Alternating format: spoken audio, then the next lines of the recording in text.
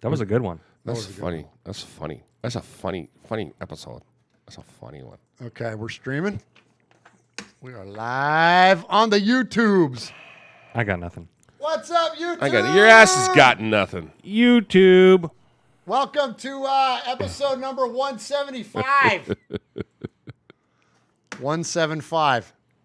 That's one Howie Long. Swaggy. One Howie Long. Oh, nice. Yeah. I don't want to take any of your... Oh, I haven't hit the button over to record, though, yet. See? We'll hit it.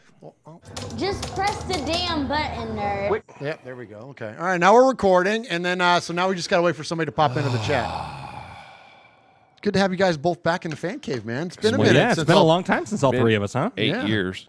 It's been 8 years. Oh, Adam Hill's in there. Adam Hill. Well, hey, shout out Adam Hill, Jeff. Adam Hill, you the man, bruh. Hey, who's here? Super Deuce is here. Adam Hill. Michelle Sweat. Hey. My BFF. Raider Tommy. Jesse Rosales. Oh, my God. Ta-da! The whole crew's coming in. Where's Ron at? Ron the Materator. Ron will learn more. Oh, no, that's the YouTube saying that. The what now? The YouTube says, learn more. Welcome to live chat. Remember to guard your privacy and enable your community guidelines. Learn more. Learn more is here. Learn more Raider is here. You know, there probably is a Learn More Raider somewhere. I know, right? I know, yeah. Learn more. Super Deuce out of hibernation. Raiderborn Rico, hit the like button. The first like. I'm gonna dislike right now. No, don't dislike. Oh, Josh. sorry. Okay. All right. Ramon says it really doesn't matter, Josh. I don't know who he's talking to, you or me. All right, here we go. Let's get to episode number We one. do have a dislike. Was that you too? No, I was kidding, guys. I was kidding. No, don't dislike our didn't show. hit it. No, I hit the good one. We got 2 dislikes already. No, don't dislike it. But you can change it. Oh, yeah, you can change your mind. Yeah, you can change your mind. Change your mind. So maybe The goal of today's show is to have 0 dislikes. So Mosh will just like it or dislike it depending on what we're talking about. Oh, look, I just did it again. I just went back. Okay, now I'm going the other way. All right, let's kick it off. Episode number 175 of Raiders Fan Radio.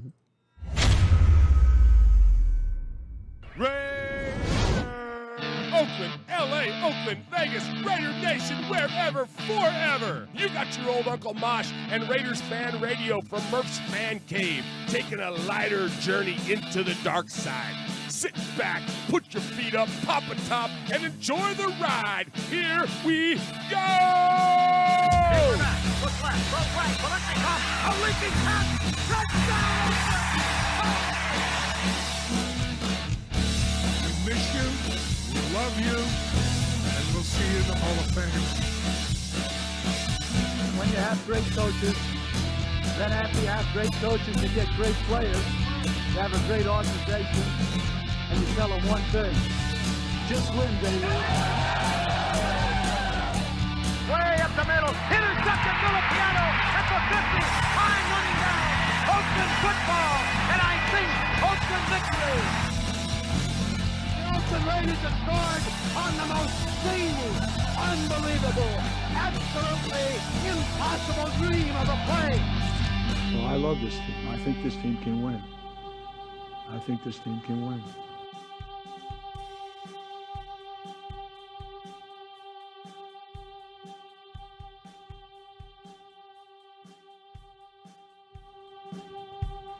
What is up, Raider Nation? Your buddy Murph back once again for what we trust will be a fantastic episode of Raiders Fan Radio, back live here in Murph's Fan Cave, episode number 175 of Raiders Fan Radio.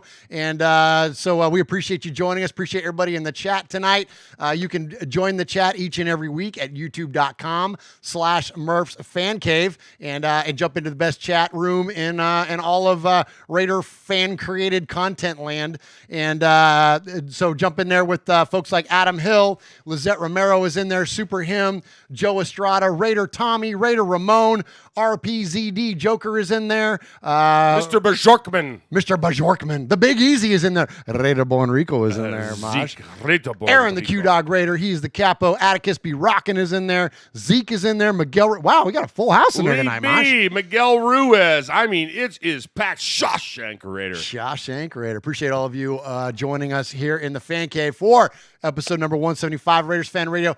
Ton to get to tonight, but we're going to keep it. We're going to keep this thing moving, man. We walk fast, we talk fast, we think fast, we move fast around here. So we got a lot to get to. And so before we get into the meat of the show, of course, I'm going to turn it over to the man that adorns the Western Annex of the Murph's Fan Cave desk, the one, the only, the unmatched, Uncle Mike. What's up? Okay, here it is. Okay, let's see. Oh, the new hairdo, man. So the last time you saw Mosh, he had the mop, the Pete Koch hair, and now look at you. Yeah. Now you're well coiffed. Is that what the kids say? I'm coiffed. Yeah, you're well coiffed, the kids say there. It looks nice, Mosh. So I'm so glad to be back. I'm so glad that the three of us are back, and it's an. You mean that guy? Yeah. It's an exciting night. The three of us are back. We're ready to go, and I'm gonna turn it over to my little buddy Swaggy J. Hey, Swag Jeff. So glad to have you, Swag Jeff. So happy that you're back here in the Fan Cave. And Swag Jeff, his camera froze there, Mosh. Let me see if I can get this thing reset here. Let's see. This happened last week too. So let me try to get this thing reset here. All right, here we go. Let's get back over to Swag Jeff. All right, sorry about that, guys. Let's see. Oh, it did it again. Now it like zapped out on the whole thing. Hey, bear with us here. We're going to get this thing right, I promise you. Okay, there's me. Hi, how's it going? Okay, now let's go back over to Swag Jeff. Let's see if we can get it working. Come on, camera. Oh, Mosh. I'm not even kidding. Like, I didn't do this on purpose. Like, it's not working. Swag's camera's dead. Swag's camera's dead. Again? It's no kidding. Like, it's completely, let's see. Let's see. Oh my gosh, this is great. I'm gonna go to your camera. Wait, okay, now we can hear you at least. Okay. So the second I stand up, it's gonna to go to leave. Well, that's what happened to Jeff last week. Is that as soon as he changed over, it started working again. Yeah, the camera's dead. Like for real. I'm looking at it. There's nothing to it. There's nothing to it. Oh, you know what I did last time though? Hang on, let's see. Watch this. I'm gonna go to the Fan Cave cam. Carry us for a second. I'm gonna so the bit was I got up and ran over to Jeff's chair and put on one of his stupid hats because he's got about 87 of them. You don't get the name Swag Jeff without him. And okay. No COVID. Okay. And so here we go. Okay, right. so let's go. Now, here's the joke. There's Swag Jeff. What's up, Swag Jeff? Swaggy J, I love you, Marcus. Marcus. That idiot. Where's Swag Jeff? What have you done with Swag Jeff, Mosh? I'm trying to get him to get rid of that dislike button. They told me if I was mean to Swag Jeff, they'd hit the like. No, all kidding aside. So we all know most of us have had kids, been around kids. Kids do stuff. And yes. And so right when we're finishing our last bit of like literally when we're starting the show. When we're starting the show, we get a second call, Swaggy J, from his amazing wife. And she said, hey, got to go to the ER. So we're like, get out, go. You're gone. Go take call care us, of the babies. let us know. Family first, always. Always. And so Swaggy J had to run. He left us with his notes and our stuff. And golly, we're just gonna, hope and pray that everything goes well, and it will. But he had to go. So there you go. Emergencies happen. Family first, always. Absolutely. Stuff happens. Things with kids happen. And so we, absolutely. Prayers up for what's going on. And so we don't have a 175 to get to. Well, I'll give you one 175 because I'm just going to take the easy way out. There you can see there from the fan cam, Howie Long's jersey there, number 75. Yes. Howie Long. And, even I got my little Howie Long figure here. The one 75, right, Mosh? Come on, baby. I love it. There's only 175 in Raider history, and that is Howie Long. So we'll go with that. But anyways, appreciate all of you joining us here live for this episode of Raiders Fan Radio. As I mentioned at the top, we've got a ton to get to. While you're in the mood for supporting, and I know that you are, please support this show by, giving us the thumbs up and subscribing here on the YouTubes. Please also do that on any of your favorite podcast feeds on MURFS Fan Cave. That's Murph's Fan Cave. Anywhere you can find a podcast, you can find us. And so just please, if you don't mind, give us a rate and review there and a subscription, and we appreciate it absolutely. And then what we do with all that, with those increases in ratings and all that, we get advertising opportunities. We get all kinds of stuff that benefits the show. And then with the revenue we generate, we're going to give it all away. And we're going to give it all away this year to the XOXO Foundation.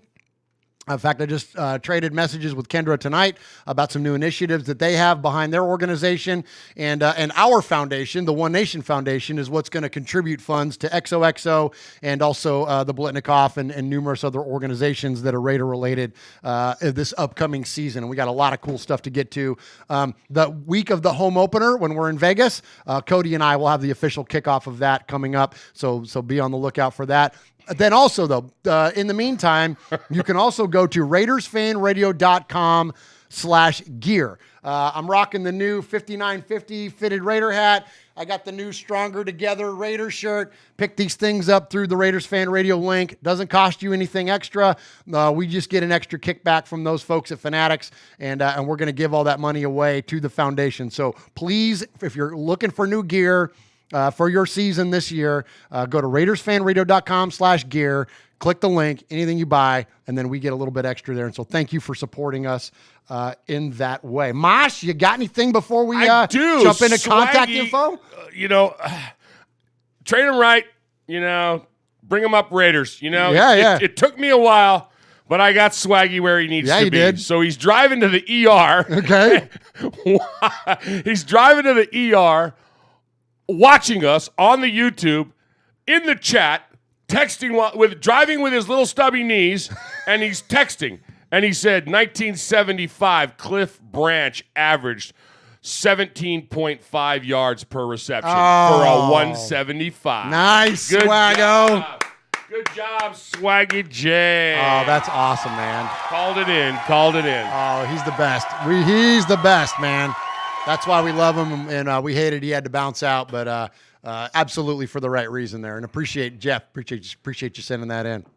Lee B's in there. Mojo's in there. When the Universe Speaks podcast. What's up, Mojo?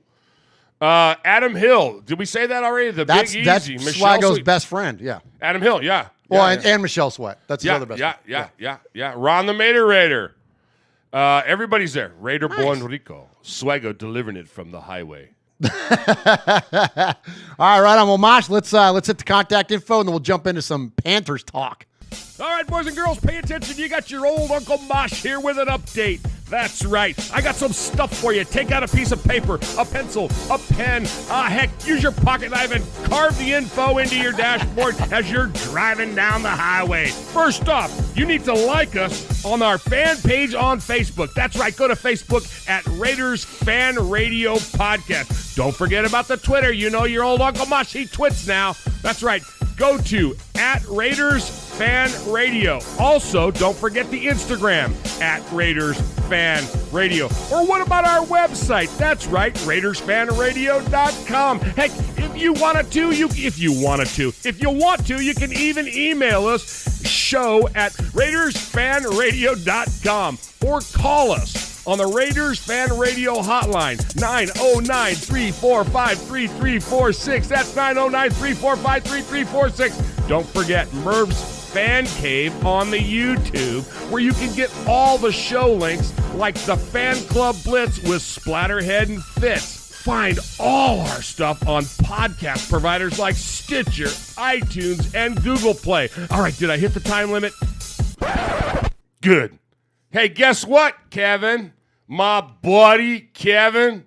Kevin, the Raider nerd. Nerd alert, nerd alert. Kevin's in the building. Nerd alert, nerd alert. What's today, Kevin? Kevin, what's today? Kevin, today is your day, Kevin. It's Star Trek Day. Oh, my. 1966, first episode of Star Trek aired. Come on, Kevin. Oh, my gosh. Isn't that what you guys are into? Well, Kevin actually likes the Trek. I don't do the Trek. That's that whole Mandalorian thing, right? That's the wars. Whatever. We do the war. We don't hawk the Trek around here in the fan cave. It don't matter. Yeah, we don't hockey. It's all the same thing. We don't hockey Yeah. trick. Yeah, it's all the same thing. Little Spock suckers. Speaking of anniversaries, though, Mosh, before we get into some game stuff, since you brought up this anniversaries, Come on. reference your note sheets, if you will. You got yours? All right, here on the note sheet, Mosh, there's a lot of anniversaries this week pertinent to Raider Nation. I'm gonna reference a couple of these, but if you wouldn't mind, Mosh, if you would do us, if you would bless us such, to read that first one there, the one that happened on August, is an 8. August 2nd, 41 years ago, your best friend, your coaching colleague, had a very significant, you don't have it? Got it. Your My bro. while you're reading, I'm gonna bring up the picture of you and your buddy. Go ahead. 41 years ago, Tom Flores stepped on the field of the Los Angeles Memorial Coliseum for the first time as the Raiders head coach. We all know the incredible things the legendary coach went on to accomplish throughout his career, but it all started with the matchup against the Los Angeles Rams on September 2nd, 1979. At the LA Coliseum, Flores and his squad took the field on a beautiful 70-degree day. By the way, September 2nd, my brother's birthday. R.I.P. Uncle Bruz. Yep. On a beautiful 70-degree day, prepared to take on a stout opponent. In his coaching debut, Flores and the Raiders trailed at half 17-7. But an offensive outburst in the third quarter flipped the script and resulted in a 24-17 come-from-behind win. Ken Stabler tossed 3 touchdowns in the game, clinching the first win of Flores' legendary career. It's not the most significant game of Flores' tenure as the Raiders head coach, but it marked the beginning of a Hall of Fame career. While Flores has yet to be inducted to the Hall, a travesty to put it bluntly, his chances have improved this year as he was recently named a finalist for the 2021 class. There are numerous factors that go into being elected, which you can view below. So, Mosh, so as you mentioned, it's kind of an oversight. Not even kind of. It's a huge oversight that the man has not been inducted into the Hall of Fame. And while I will speak for myself, have gone on record trying to understand what the delay was, the bottom line is that it's a flat oversight, and you can't tell the story of the NFL without telling the story of Tom Flores. What now has to happen? What is left for this man to be able to get in? The criteria has been met. The gauntlet has been thrown. Flores is only needed to get his jacket and, frankly, to have me be the one to induct him. Oh, my gosh. That'd be epic. If I'm going to do Mojo's retirement party, I can warm up with Flores' Hall of Fame induction. Yeah? But, yes, no, all kidding aside, it's time. It's time, and it's a sad thing that it hasn't happened. I'm glad it's going to happen now. I have all the faith in the world. I think it's going to happen, right? It's got to happen. It's got to. You know, like I said, the criteria has been met. We've gone over this ad nauseum about the people that he has coached, his accomplishments, why we think they have snubbed him, but his accomplishments have definitely outweigh the detractors. Yeah, absolutely. You know, we're not talking Jeff Fisher here. And especially when you look at Flores's just his Raider career. Absolutely. Just his, almost 60 years with just the Oakland Los Angeles Raiders. It's a done deal. Yeah. It's a done deal. Yeah. So he's it's looking pretty good for Tom Flores. There's a couple of things in terms of the selection committee and things that he's got to pass, but all in all, it's looking pretty good. Just a couple other anniversaries to note. 22 years ago, as of August 6th. Why is this August? It's got to be December. These dates are not right. These have got to be it's 9/6, not 8/6. It's that whole that thing that happens. You know that. Oh shit! Is that I totally screwed up that joke. Oh, would you? I was hit like the reset button when you're texting. Nah, I don't do that. Mikey's does that. When you and he's in here. Hey, Mike. When you're gonna go Google something or you're gonna send a text and it does autocorrect. Yeah. Yeah, I was going to make a Oh, joke. it autocorrect. Autocorrect. Yeah, no. Yeah, because who's playing football on August 2nd? Who's starting there? Nobody. Nobody. So that had to have been. So that's my mistake. It should be 9-2. And then on 9-6, 22 years ago today, as of 9-6, John Gruden made his NFL debut as a head coach for the Raiders. On September 7th, 6 years ago, Derek Carr made his NFL debut for the Raiders.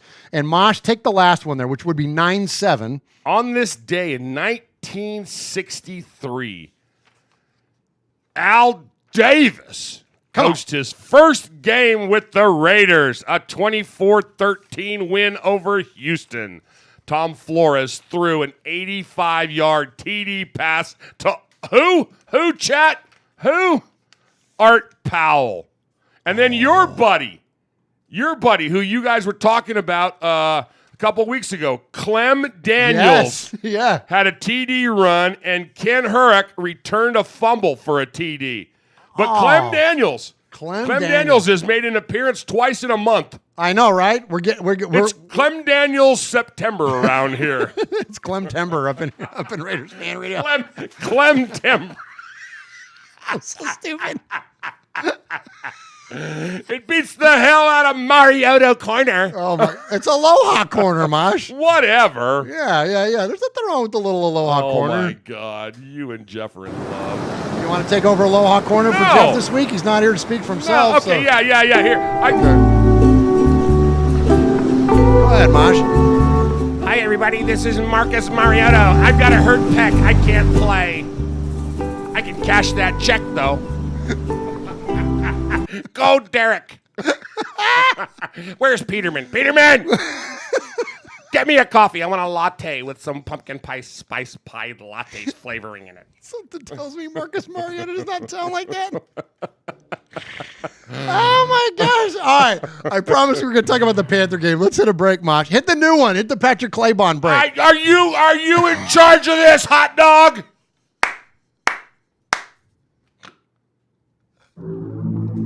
Sorry. I had it written right there. Oh, sorry. Patrick Claybon with NFL Network here. Hey, folks, I know 3 things you might like. Do you like football? Do you like the Las Vegas Raiders? Do you like listening to things? I'll add a 4th. Do you like swag? Well, here we got Swag Jeff, Murph, Uncle Mosh. This is Raiders Fan Radio. Oh, my gosh. How about Swaggo getting top billing on that ID? Yeah, because he set that up. Because he's actually he got it. He got it first, and then did that whole cutting and pasting thing that he does. Yeah, he cut it over. That's why it's like, and welcome your host, Swag Jeff, Murph and Mosh. Because originally it sounded like this. Murph, Swag Jeff, and who's the third guy? Oh, man, too funny. All right, so let's just jump into a couple of talking points here. I'm going to give you just kind of a few thoughts that we had around this this upcoming game against the Panthers. And we want to hear from you, chat room. Shout them out, Mosh. Who's in there? Oh, my gosh. Kiljadas, 907, Pirate in 1975, The Big Easy, Sugar Shane, Raider Tommy, Kevin, my brother, RPZD Joker, The Big Easy, Ron the Mater Raider, On Air Nation. That's Mikey. Mikey goes, Mosh is probably my father, LOL. Miguel Ruiz. Oh, man, everybody's Raider Born Rico. Yeah, Raider Born Rico says, somebody said, Uncle Mosh is probably the father in when they thought it was Raider Born Rico's child, and he says, you will know when he starts eating spaghetti instead of cookies, Kevin. Oh, that's fantastic. Oh, my goodness. Raider Born Rico is on fire tonight. He's as funny with the keyboard as he is live and on the right, absolutely. We appreciate all of you joining us. And again, if you want to join us live in that chat room, all you got to do is go to youtube.com/MurphsFanCave and check it out there. All right, so a lot to talk about in this upcoming game against the Panthers. I'm just going to give you a few talking points. I got Jeff's notes here. First off, he's got written Christian McCaffrey versus the D-line and the linebackers. And wouldn't you know, I agree with him that when you look at the weapons offensively that the Carolina Panthers have, it starts and stops with Christian McCaffrey. Yes, and, look, and we have our stud on defense, Max Crosby. Max! My second favorite Max. Max has got to really get going. He's got to get after the quarterback, and really we got to get going against the run game. Like that's where if we're going to get it, if they're going to gouge us, they're going to gouge us in the run game. And also, Mosh, we signed 3 linebackers this offseason.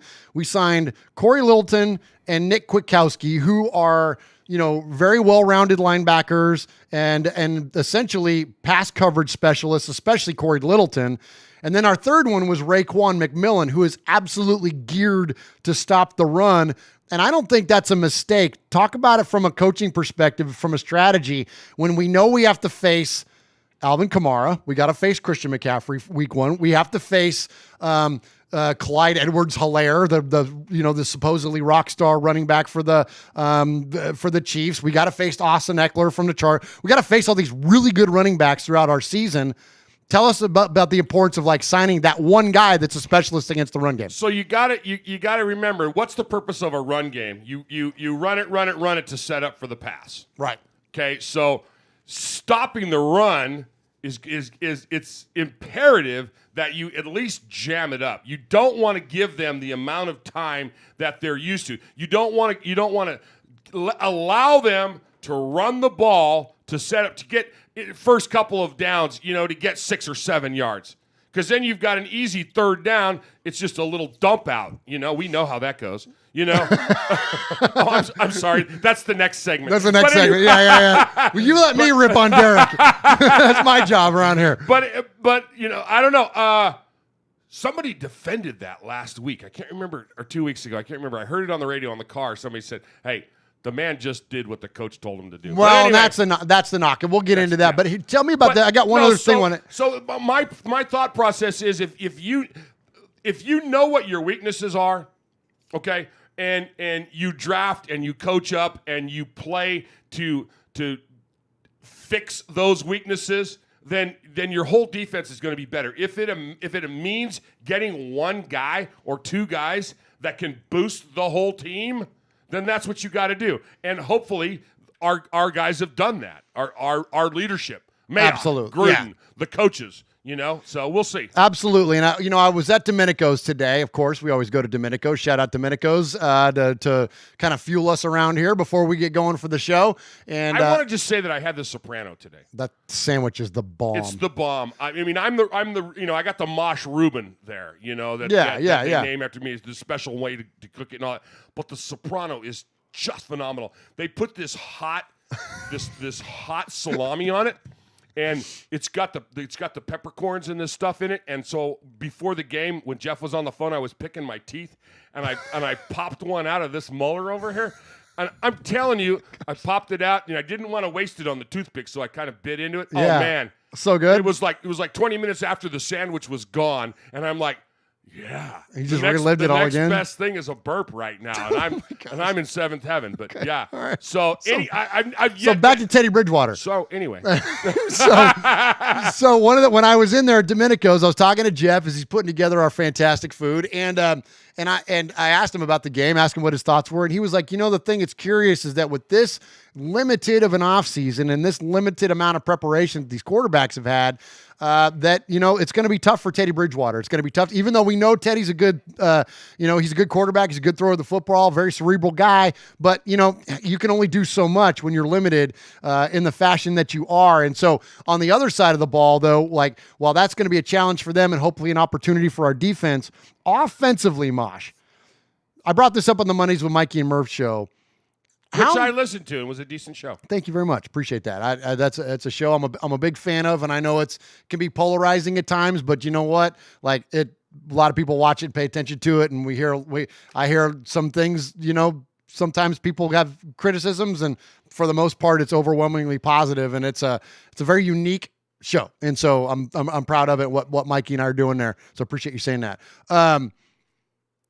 But what I'd said on that show was that wouldn't you love it, like that first opening series, maybe even the first couple plays, to see Henry Ruggs pull a double move, take off downfield, or burn somebody on it, something, and see Derek float one 45, 50 yards in the air, see Henry Ruggs run. Like, what would we do collectively as a family? Like, do you think, Mosh, and here's what my question is, do you think that the Raiders will kind of shoot their shot early? Do you think we'll kind of get back to any of that? Or do you think we're going to see this, continued version of the West Coast offense, the dink and dunk? Or are we going to actually try to like air it out or do something aggressive early on in the game? What do you think?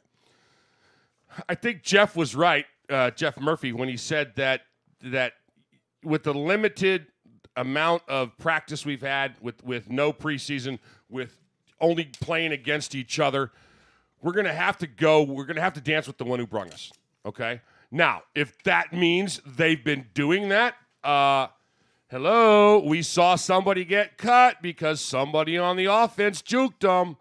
So, you know what I'm saying? Yeah, shout out Prince of Mukamara. Yeah. So it would not surprise me in the least if that's in the game plan. Yeah. Yeah. I'm not saying that we're going to go for a lot of trickeration kind of stuff here. People thought, and I don't want to get into a big ordeal, but they thought that, with our third round draft choice, that we were going to have some of that. With maybe 3 guys that can chuck the ball in the backfield. Yeah. We're going to see, I don't know, the Gruden Wildcat. Who knows? But that didn't pan out, And so I think that mindset is there. Like, let's just try what we can try. We might see a flea flicker or something. Why not? 6 games isn't enough. 6 games doesn't get you into the playoffs. We got to win more than that. That's right. Good call, Mosh. Yeah, I think they're going to be willing to try anything. So this is interesting here. So I brought up Raekwon McMillan earlier, and here's why. Because when you look at, I mentioned how effective he's going to be against the run game. Amongst the 70 off-ball linebackers with 800 or more defensive snaps over the last 2 seasons, okay? Y'all tracking with me here? Raekwon McMillan is number 7 in run defense grade. So you're talking about an upper echelon run defender, a guy that's absolutely going to get it done year in, year out. And that's absolutely what we're going to need, because I think that with the limited amount of practice, with the limited amount of snaps, I think that the offense is going to be one-dimensional enough that if we can stop at Christian McCaffrey, we're going to be able to get after Teddy Bridgewater in other ways. And I think this is a good opportunity for us, despite the time zone, which the Raiders know that they have a challenge with that. Gruden has been waking these guys up at 6 a.m. every day, and they are starting practice every day at 7 a.m. It's crazy. Like, he's like, the clock is not going to be a problem. The big clock, not the game clock, but the world clock is not going to be a problem for these Raiders. And I'll give you one last thing that's a little bit of a spot of hope. There's a lot of smart people in Las Vegas, Mosh. There's a reason that they keep all those big, pretty lights on. And it's because they make a lot of money, and they make a lot of money in sports gambling. And don't you know, the Raiders are a road favorite in a season opener for the first time since 2001. And in that year, they beat the Chiefs 27-24 as a 3-point favorite behind what? 2 touchdown passes from Rich Gannon. How about that? Wow. Isn't that cool? That's crazy. That's really cool. It's really cool. Yeah, So, I would have bet it wasn't in the 2000s. Had you told me that, when was the last time? I would have been hard-pressed to think that early on. But then you got to go back to our glory days. That's the last time. I mean, it's crazy. Think about that, right? Shoo-wee. Yeah, 19 years ago since we were freaking favored as on the road in the season opener. So, wow. Anyways, all right. So good stuff there. Chat room, let us know what you think. Raiders got a tall schedule in front of them. These first handful of games, I've heard it floated out there that maybe that's a good thing. That we got a lot of rookies and a lot of young guys on this team. That go ahead and get the tough games out of the way early. But man, it's going to be it's a tall task for the Raiders, and I think they can get it done. It would sure be nice to see them set the tone early by getting a win here in Week 1. All right, Mosh, let's hit a break and then jump into some respect. What's up, Raider Nation? It's your boy Will Compton. You're listening to Raiders Fan Radio with my boys Murph, Swaggy Jeff. He used to be a Raider. Hang on a second. Oh, he's not Hey, Raider Nation. This is Max Crosby from the Oakland Raiders. Ever sit in my chair again? Who forced a fumble last week. You're listening to Murph, Mosh, and Swag Jeff on Raiders Fan Radio. Thank you so much. Just win, baby. All right, Mosh, I got something funny here for you. Okay. So you weren't here when I gave respect to Ron a week or so ago, whenever it was. Much respect to Ron the Materator. He's in there in the chat. Always holds it down for us in the chat. We call him Ron the Materator. He kind of handles business in there, carrying that band hammer should we ever need it. Thankfully, we don't, because the chat room is always on point. But, Ron's the guy. Ron's the Materator. And Ron also, he's a creative sort. And we're actually going to hear from him later when we get to the voicemails. We got a pretty funny voicemail from Ron. But something really interesting that Ron did this week. And so I want to give him respect again, because I gave him respect, but then you weren't here.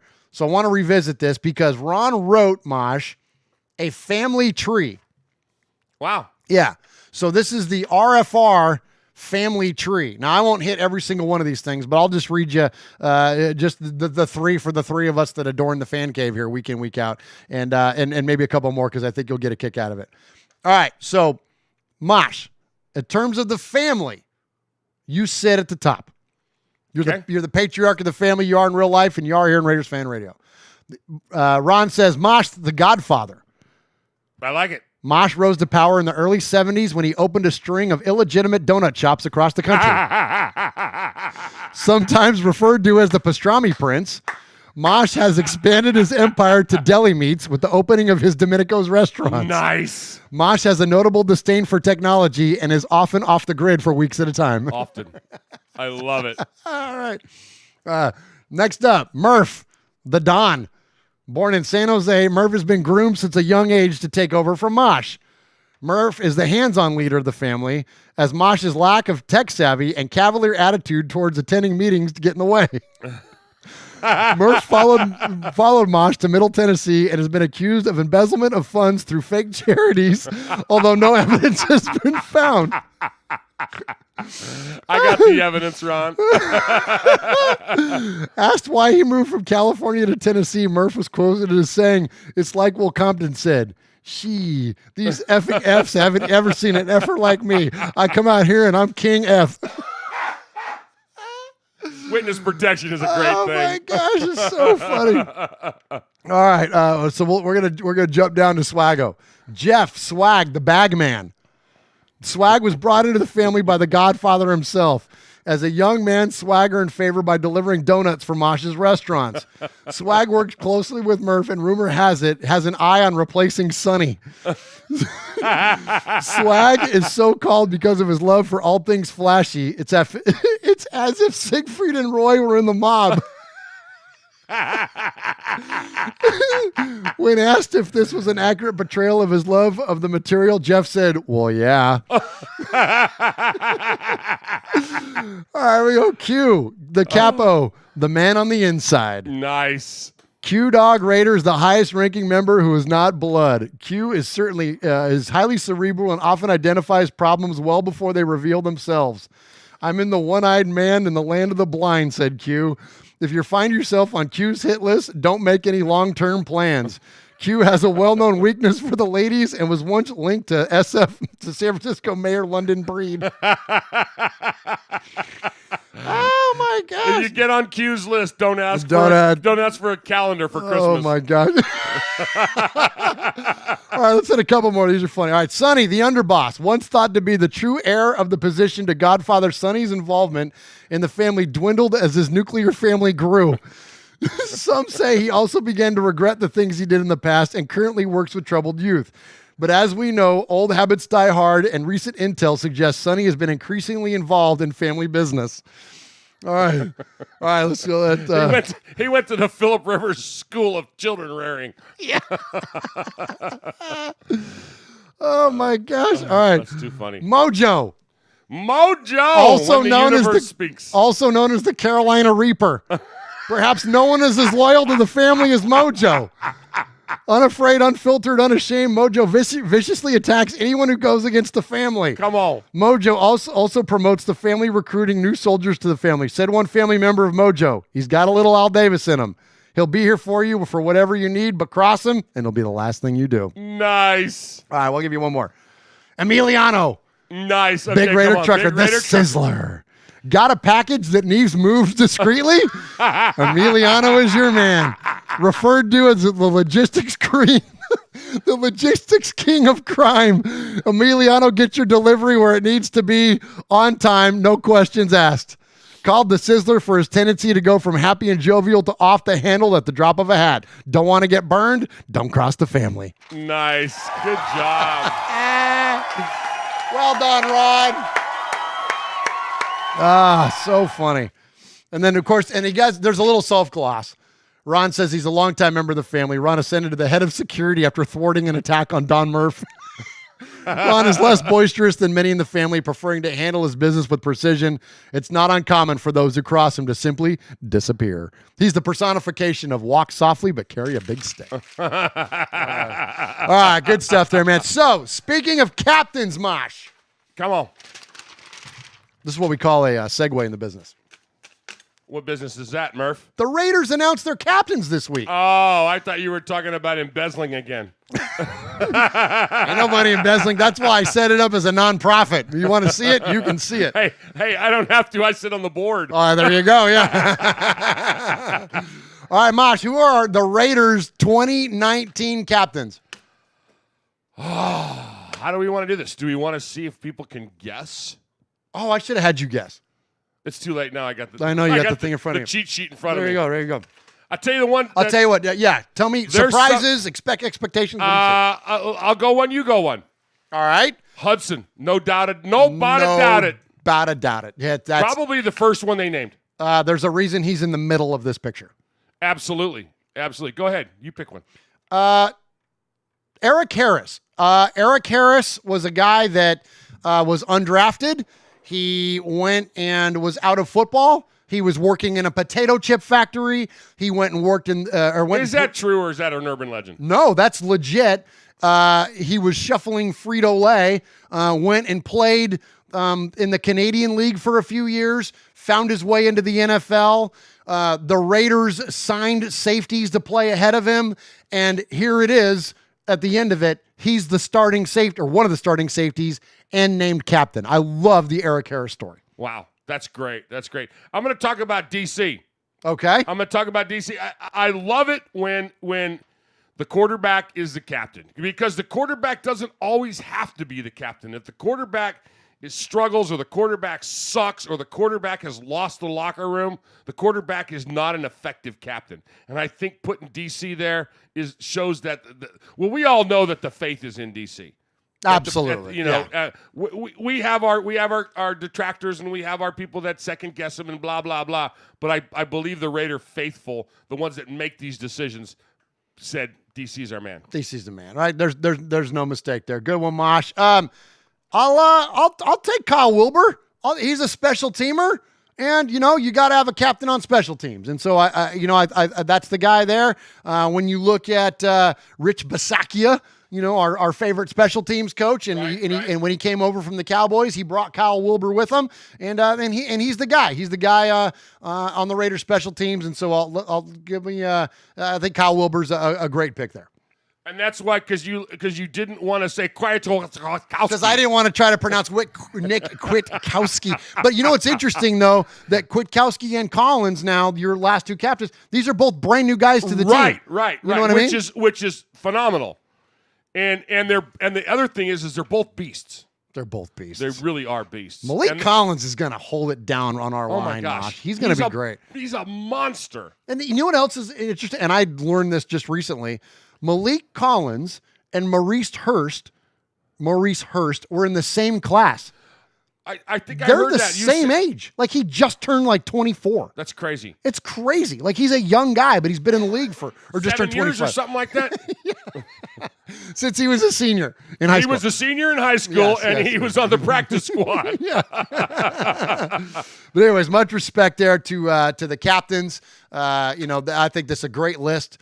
Great choices there. And absolutely, and I'm with you, Mosh. Rodney Hudson he's the captain of the captains. Like he's the capo. He's right? our capo. He's our capo. Q-dog. Absolutely. Yeah. Absolutely. All right, one more thing to get to here. And the reason I wanted to feature this in respect was because I think there's a lot of messaging behind this that we can take and apply to our lives. This is going to be before we get into the meat of some Raider stories here, and we got a really kind of a doozy here.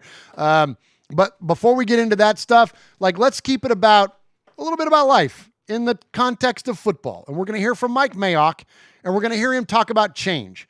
And Mosh, I'm going to save my comments because I just want to hear yours, and then we'll hit a break and go into the next story. But this is some very cool stuff. Again, within the context of football, but even Mosh and I and Swaggo were talking a lot tonight before the show started. You know, things are volatile right now. There's a lot of change going on in our lives, and we got to understand on how to deal with that, how to process it, how to work through that. And so let's check in with Mayock and let's see what he's got to say about it. When you look at what's going on, Mike, I know there's no training manual for what you've been through as a young general manager when you're looking at going through a pandemic and then now what's going on in the country and what's going on in the sports world. I'm just curious who you've drawn from or who you've relied on trying to figure this thing out. I think there's a couple things, DJ. Number one, the message basically from after the combine when we were told to go home was, as much as most people in the football world don't like change, we've done certain things for 100 years in football. But the message I had to my scouts and continue to have is embrace change. Let's figure it out. We don't even know if our scouts are going to be allowed on the road this fall at this point. And every single day we talk about it's uncomfortable, but you got to embrace it and you got to figure out ways to get your job done. And there are no excuses. And as long as all 32 teams are under the same sets of rules, we're fine with it. Let's go. That's all that really matters to me is the competitive equity. And the other thing is, there's some guys around the league that I trust and like, and maybe we're not playing them this year. And we get on the call and just talk, what are you doing? How you doing it? Is there a better way to figure this thing out? So a little bit of that networking also. All right, Mosh, what do you think? I love no excuses. Level the playing field, competitive equity. Let's just get it on. Let's just do it. Let's just do it, right? I love it. And then the talk about, maybe some guys that we're friends with, because they're friends. They are friends. And everybody's got friends. Gruden's got people he's brought up. He's got people he's coached, people that have coached under him. These guys know each other. And if you're not playing somebody, me as a coach, I've done it for years. If somebody that I'm not competing against calls me because they're competing against somebody I know well, I'm going to tell them. I'm going to talk. I may not tell them everything, but I'm gonna share some info if I like them, something that can help them. Yeah, if it's not gonna hurt me to help them, why not? And doesn't that feel like a microcosm, like what he was talking about there, kind of what all of our lives are like right now? Like, am I reading too much into that? Yeah, a little bit. Yeah, I think so. Yeah, but I'm teasing, but I'm not teasing. It's when it's all said and done.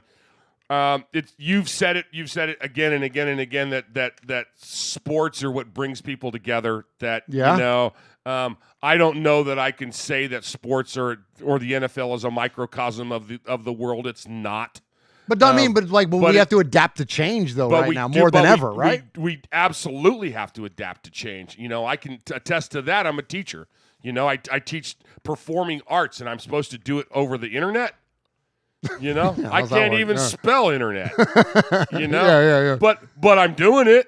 I'm gonna do, and I'm doing it with a smile.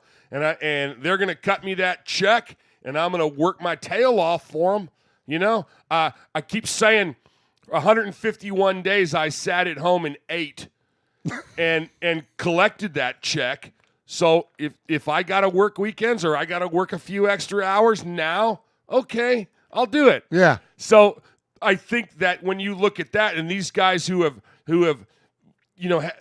weren't able to come in and do the extra work in the summer and weren't able to come and do that, now they're having to do extra work now, and now they're having to change things and make calls and stay up later. And okay, it's the same kind of thing. They're just going to do it. You just got to do it. That's right. You just got to do it. Yeah. You can bitch and moan and complain, but will that add a second to your life? Probably not. Absolutely not. It's not. So you just got to do what you got to do, man. Good stuff, Mosh. Good stuff. All right, let's hit a break there. Okay. I want to hear from Pete since I got my hair cut. Oh, yeah. Hey, this is Pete Koch, former Los Angeles Raider. Yeah, back in the old days, baby. And you're listening to Murph and Uncle Mosh, who happens to have the same hair as me. Check it out, Raiders Fan Radio.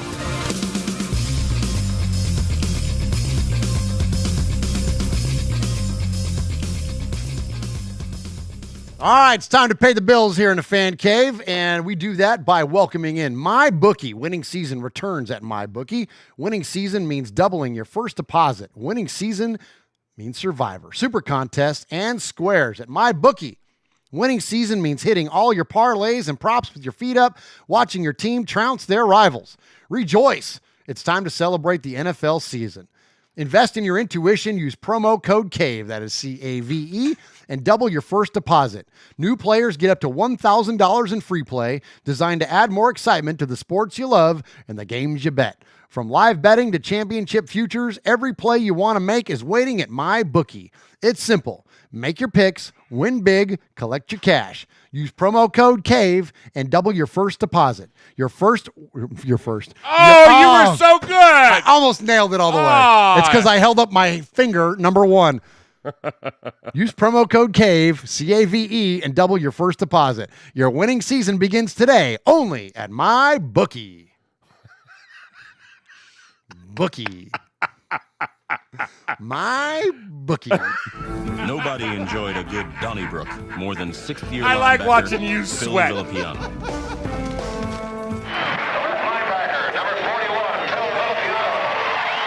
This is Phil Villapiano, and you're listening to Raiders Fan Radio. I know.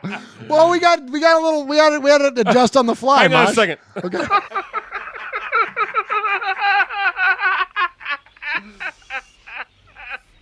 And now for something completely different. We've had to adjust on the fly around here. We lost Swaggo literally at kickoff here. Swaggy update. All right. He says he's in the ER. Little girl sitting on his lap watching Peppa Pig. Oh, so she's doing good. Good deal. She's doing good. Good deal. All right, Mosh, shout out the chat while you're on it. Oh, my gosh. Monster Mash Can, Raiders 24, Miguel Ruiz, Lee B, Raiderborn Rico, When the Universe Speaks. Where's my... Okay, I couldn't find my mouse. Oh. I hate it when that happens. Hey, Lee B, hey, it happens when you get older. Easy. Hey. Yeah, it does. Tyrone Groves, Beto. Where did I leave off? Coach Davis, so glad to have him back. He's been back, but not since I've been back. Yeah. So Pirate 1975, man, Aaron the Q Dog Raider, they are all here. Everybody's here, and there's still one dislike. I don't know. Oh my gosh, that might have been. I think it was Jeff. Probably you. I'm pretty sure that was you. All right, Mosh, you ready to get in the mud? Let's do it, man. Let's get in the mud. All right. So here's the thing, Raider Nation. We're you look around. Clearly, we're Raider fans, and we will always endlessly support each and every player, all 53 that are wearing silver and black, and we'll endlessly support each one of those gentlemen until they are not wearing silver and black. In which, at that point, we will find a new player to root for, whoever takes their spot. That said, unless they retire. Well, then we just carry it on. That said, we as Raider fans have a certain level of expectation, as all sporting fans do. It's not anything that's unique to Raider Nation. But look, when you come from the history and the winning traditions that the Raiders had for literally decades upon decades, and then you have these runs of ineptness, we tend to get a little restless and get a little frustrated as a fan base. And when you play a position like quarterback and you are the most scrutinized position in maybe all of sports, you certainly get more credit than you deserve and you get more blame than you deserve when you play quarterback, but it probably is the most important position in all of team sports, considering that football is the ultimate team sport. Okay. So when we look at it like that, I think that it's fair to criticize the quarterback at times. Now, some folks have said, oh, Murph, you're being a Carr hater. Oh, Swag, all you do is love Mariota. Oh, Cody, all you do is love Carr. It's not about that. It's that it's kind of like, we all want the same things. We just have different views on how the Raiders are ultimately going to get there. And I don't think there's anything wrong with taking an objective look at what your players are. And in this case, I'm talking about, again, our quarterback. So that said, there is a writer on that works for the Associated Press. I feature his stuff a lot on this show. His name is Josh Dubow. And I think that Josh Dubow does a really good job of detailing statistics that reflect the impact from a team perspective of what Derek Carr's play has done for the Raiders. So I think I fumbled the words there, but you guys get where I'm going with it.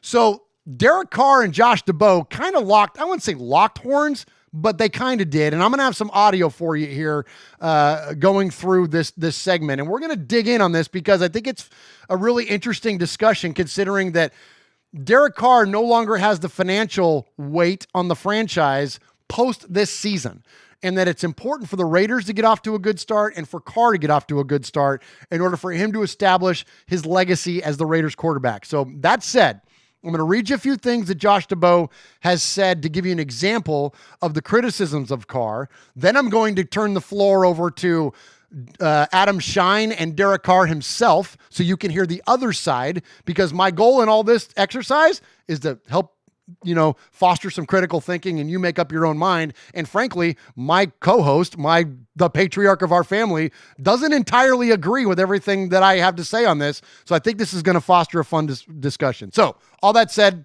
here's what Josh Dubow says about Derek Carr. Derek Carr points to the red zone often in interviews as in the scoring in the red zone as one of the biggest problems for the Raiders offense. Well, amongst 50 quarterbacks with 10 or more starts in the last 5 seasons, Derek Carr ranks 40th in red zone pass rating. He's 37th in red zone rushing, and he's tied for 30th in red zone touchdown runs. So what Josh is trying to do is say, well, Derek, the things you're being critical of, you're also directly responsible for. Only 2 teams, Josh goes on to say, since at least 1948, way before the Super Bowl era, have had one quarterback lose 9 or more games in a season 5 times. The Giants did that with Eli Manning, but that's after he won 2 Super Bowls. The Raiders have done it with Derek Carr, 2014-15 and then 2017-19. Derek Carr called out the amount of possessions the Raiders scored on last season. He called it pretty impressive. Well, Josh Dubow says the Raiders ranked 21st on scores, 21st in scores with 32% of their drives last season and 19th in points per drive. Okay, so you kind of get the idea of where Josh is going. And then here's where they start to lock horns. Derek Carr says, what we accomplished the last 3 seasons, what we've been able to do has been pretty awesome. Then Josh Dubow goes on and says, well, but the last 3 seasons, 2017, the Raiders were ranked 23rd in points. They were ranked 20th in points against. 2018, ranked 28th in points. In 2019, ranked 24th in points. So what he's going on to say is that, like, Derek, again, you're kind of contradicting yourself. So here's my point, is that I think these facts and these stats are fine. They drive a narrative that support Josh Dubow. Derek Carr supporters will look at his career stats, his 4,000 yards passing, his all these things to support him. Ultimately, what it landed on was this exchange, Mosh, and then I'm going to turn it to you because I've talked a lot already. This is an exchange between Josh Dubow and Derek Carr at the latest press conference. And ultimately, this is what my opinion is. Whether you agree with Josh or you agree with Derek, the wins don't add up. Like, ultimately, we just want wins. We just want W's. Make the column in the left higher than the column in the right. Go 10-6, not 6-10. That's what we want. And until those numbers change, I'm going to continue to be at least ask questions, not questioning him. I don't question his character. I don't question him as a man, but I'm going to question what ultimately is happening to our team. And so this is what happened when Dubow did this to Derek's face on a conference call or on a presser.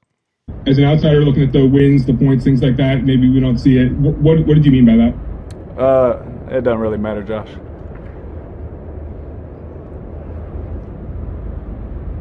And that was it. Let me play that for you one more time. Listen to what Dubow says and listen to Derek's response. As an outsider looking at the wins, the points, things like that, maybe we don't see it. What did you mean by that? It doesn't really matter, Josh. All right, Mosh. Okay, so let me just say this. I think your presentation was outstanding. Thanks. I do. I think your analytics and your stats and everything were presented and done amazingly well. You speak well. You got good talk. I learned from you. And that's right. And you did good. And it was all scoped and slanted in a wonderful way that would get people to join in your side of the argument. And I think that the way it was presented was such that it was very good. It was very argumentative. It was sequential. It flowed, and it was 100% slanted. And I believe that in my heart because we've had this conversation on and off the air. I think that somebody who has played the game at a very high level said something that in the chat that was really good, and it's not just because he makes me the best sandwiches in the world. Is Jeff in there? But Jeff said that Carr has no excuses this season. As long as everyone stays healthy, he has the best weapons of his career and the best coaching staff of his career. Also, you can go to see what some of the other folks said, including Mojo. That Mojo says that it's he's a Carr guy. He believes in his quarterback. Tyrone said he believes in his quarterback. There's a lot of us that maybe take exception to the fact that sometimes the way that things are presented and sometimes the way they're presented on this show have a tendency to be a bit skewed. Okay? I personally think, and I'm not saying this because he's here, but I personally think getting Mariota was a mistake. Wow. And I'll say that again. You don't think iron sharpens iron? I think 100% iron sharpens iron, but you're comparing apples and oranges. Okay. Because you're looking at a guy who was benched for playing just like what we bitched about Carr playing. Wow. And now he's hurt. And now we're out $15 million. And now Peterman's the second guy. And I said it from the beginning. If you go back and listen to him, only Paul in Shropshire would have the time to do that. But I said that months and months and months ago. Now, is Carr on the hot seat? Of course he is. But there's somebody in the chat, and I don't remember who said it. They said, if Carr was on another team and we were struggling right now, and we were playing, and we had 6-10 records, we'd be going, go get Carr, go get Carr. That's fair. Go get Carr. That's fair. So I'm not being a Carr bootlicker, but man, we didn't pay that man $110 million for 10 years to get us in a position where we have a quarterback that can't deliver. I gotta believe in my folks, man. And I can't wash my hands to him. I can't say that Mariota, that Jeff's choice for his future ex-husband is gonna be the savior. It's not gonna happen. He wasn't the savior in Tennessee. Who did he get replaced by? Ryan Tannehill. Tannehill? Yeah. Had you ever said the name Tannehill before last year? I hadn't. Yeah, well, okay, and that's fair, Mosh, and and I really don't want it to get lost because I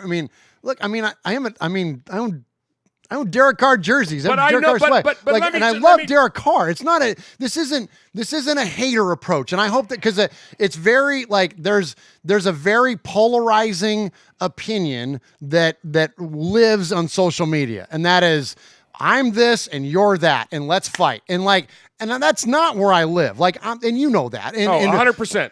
And so it's not about I'm trying to, and I understand the swayed perspective, but I'm not coming off with this opinion because I'm trying to convince somebody else that I'm right and they're wrong, or that people that love and support Derek Carr endlessly are wrong. It's not about that. And that's where I'm saying, I think ultimately we all want the same thing, which is freaking wins. And do I have faith in him? Yes, I absolutely do. Do I think he's the right man for the job? Yes, I absolutely do. But I think that also there's a lot to be said for being accountable. And when I hear these dismissive comments, or I hear him just kind of blow things off. Okay, and I'm going to play one audio clip for you, and I'm going to give you an example, Mosh, of what I'm talking about.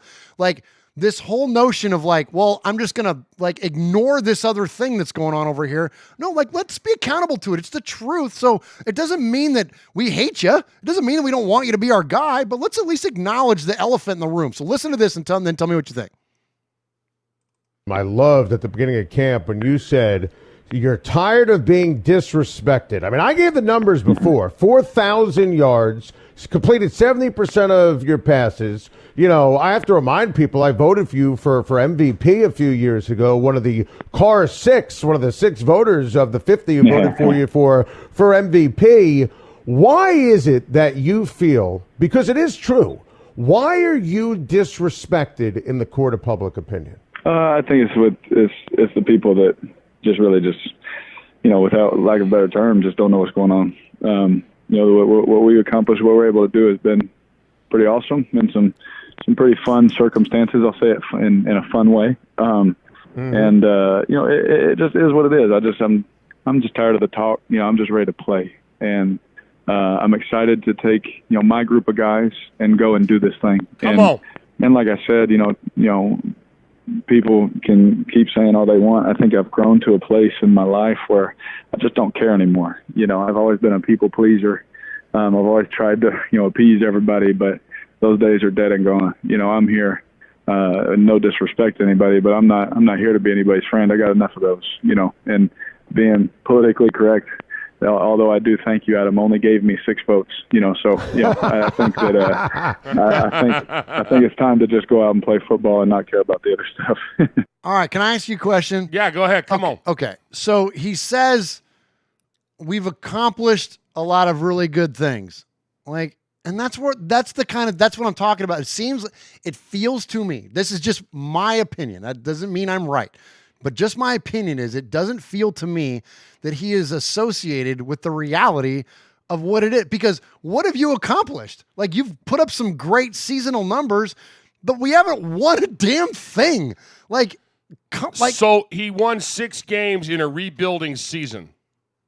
Okay. So and there was no doubt it. I mean, look at the fiasco of last year. He didn't call AB out. No, that's true. But because he's a class guy. But and he didn't call that awful Jeff out. Okay, I think it's no accident that Dubow's first name is Jeff. Okay, no, it's Josh. I thought it was Jeff. No, it's Josh. Is it Jeff or Josh? No, it's me, not him. Oh well, then no wonder he hates the son of a gun. Now I feel like Mikey. Conspiracy theory. Conspiracy. No, but all kidding aside, man, I wouldn't answer that guy's questions. I wouldn't give him the time of day. The way you can only take so much. Okay, he's a professional athlete. He's a pro. He gets $400 bazillion a year to do that. No, you don't. He still has feelings. You can only take so much. Yeah. You can only take so much. And then you got to go, you know what? I don't see your ass out here. You're behind a pen. You're behind a microphone. Well, that's fair. You're on the internet. How easy is it? How easy is it to trash someone over the keyboard?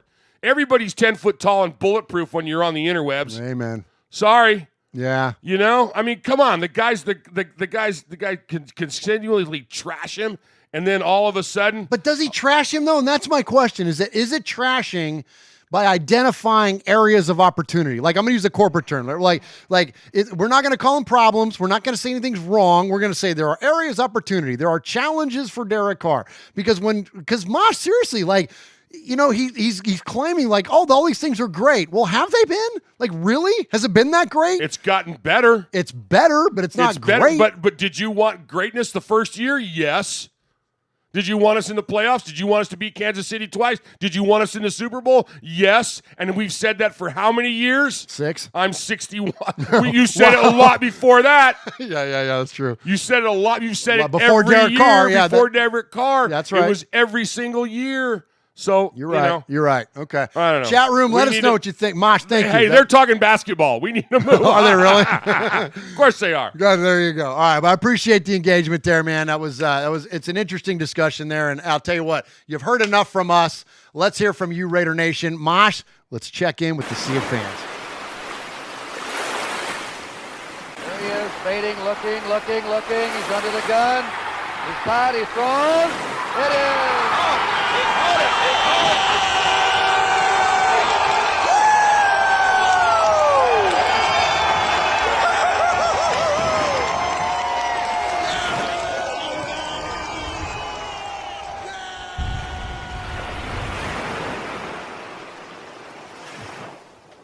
Man. man, we got 3 emails tonight. We got a single email from the Mengus twins. Funny how that works, do you? Yeah, they only got one keyboard between them. How do you get in touch with us by email, Mosh? Do you know the email address? Yeah, I hit this one right here. All right, boys and girls, pay attention. You got your old Uncle Mosh here with an update. It's show at RaidersFanRadio.com. Oh, me, it's show at Radio Fan Radio.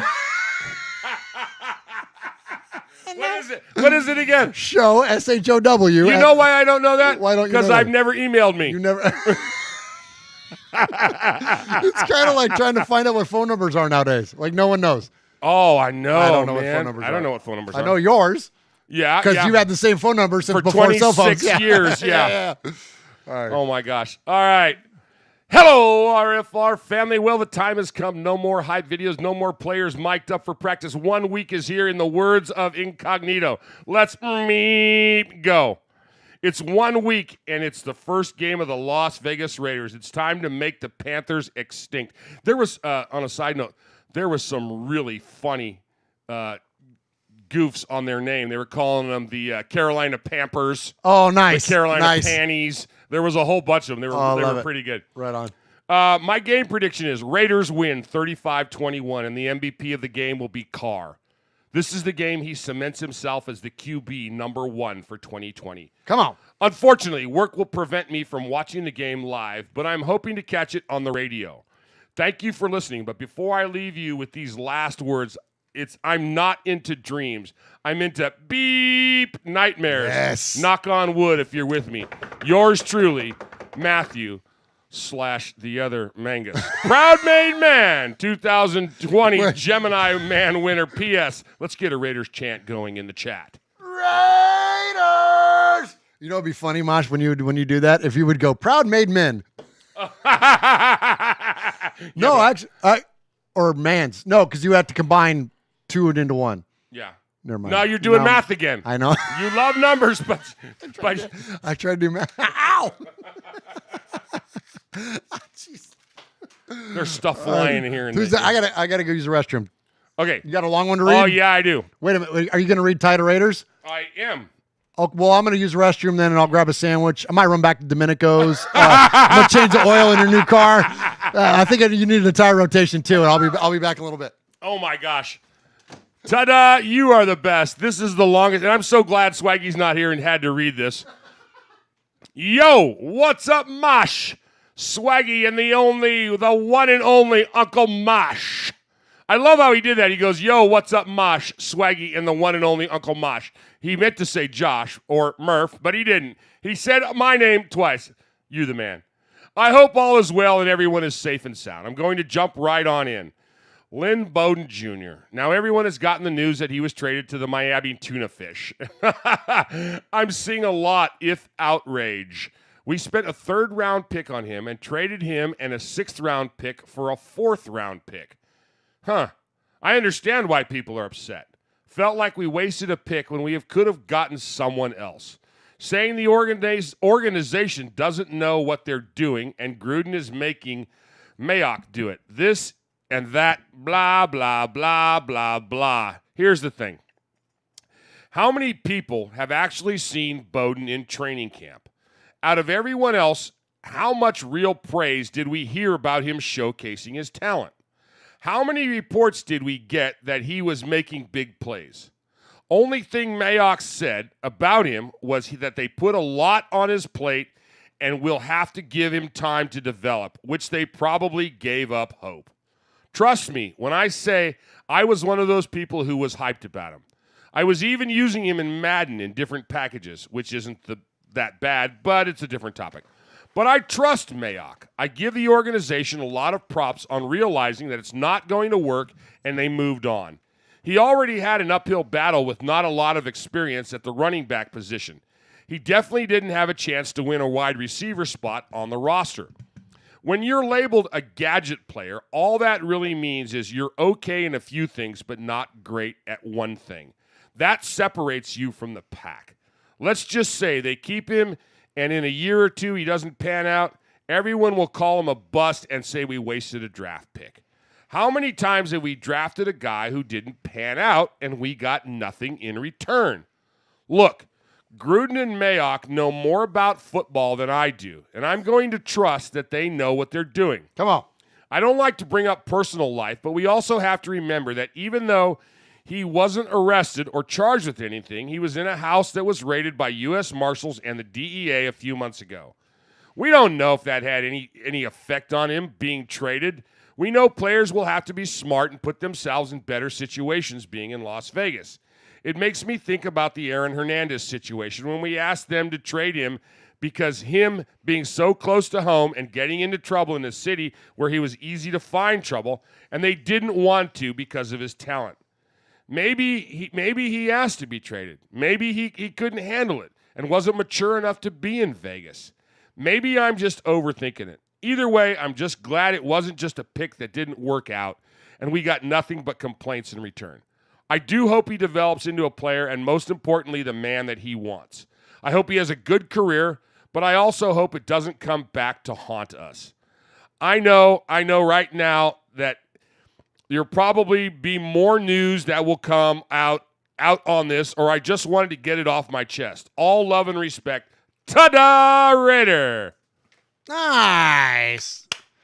Appreciate you, Tada Raider. Ty Raider, of course. The only guy that loves Domenico's as much as you, Mark. Oh, my gosh. Yes, he is. Absolutely. Yes, he is. Absolutely. All right, so we got one more email. Again, you can email the show anytime, show@RaidersFanRadio.com. And we always close out the segment with our good buddy Paul. Good evening, guys. Hope you're all well. I have to start this week's emails on a somber note. It's a staggering thought to me that it's 19 years in a few days since 9/11. Where'd that time go? Yeah, no kidding. Right. When I was a kid, I often heard the phrase, "Do you remember where you were when?" It was often used around the tragic event that lingered in the public conscience, the JFK assassination, probably the best example. Well, I can remember where I was when 9/11 happened and to the exact second, and will never forget it. The shock of the powerful images that day still leave a mark and are hard to watch. The faces of the brave firefighters and paramedics running toward the carnage while the rest of the city was running the other way will be etched in my mind forever. It takes a special kind of person to do that. Heroes, everyone. Every year I make a point of watching at least one documentary about it. Not to be morbid, not out of some weird curiosity, but to remember everybody affected. I just wanted to say that obviously the main impact of the day was felt across the USA, but nobody that perished that day will be forgotten by any of us. R.I.P. to all. Good words, Paul. Absolutely. Thank you, sir. Thank you, Paul. Thank you for that. Across the pond. Okay, let's bring things back to football. We're days away from real football on Sunday, guys, and the nerves are starting to kick in big time. The Thursday night Muppet Show doesn't count. That doesn't count. Hey, go Deshaun Watson and the Texans, by the way. Oh, man. my gosh. Come on, Texans on Thursday. I've been pretty hyped up anyways as we get closer to kickoff when Murph raised the bar even more on Mondays with Mikey and Murph with his full-on rallying call. So I'm ready. I got my T-shirt and cap hanging up and ready to go, just counting down the seconds now. I've got a good feeling in my stomach about the game, although that could just be wind. The final 53 threw up a few interesting questions, and I think it's safe to say nobody would have called it 100%. The Lynn Bowden train was arguably the biggest shock, and I was a little speechless initially. None of us are around the guys 24/7, though we don't know what's happening behind the scenes. We get to see a few edited training highlights and interviews, and it's easy to base our judgments on them. I, for one, am guilty of this at times. Things obviously weren't working out for him, and without a preseason, he was unable to show any progression in a real game situation. I do think that maybe there was something behind the scenes that contributed to the decision, and Raider Cody hinted at possible issues earlier this week when he mentioned a tweet from August when Bowden had said, "I know when I'm not wanted." So perhaps it was a personality clash, despite Mike Mayock's comments afterwards. Whatever the reason, though, it's history now, and all we should be focusing on is the players that did make the 53 and the W's. I've read plenty of tweets from some that want recrimination, but that's pointless to me. Just get behind the group and let's hope for a positive start. Why waste time being negative? As I write, Ian Rappaport has confirmed that we've restructured Corey Littleton's contract to free up some cap space. Could this mean something else is about to happen prior to kickoff? I've lost my thread on the trade deadlines, etc., because of COVID, so I'm not even sure we can do any more business.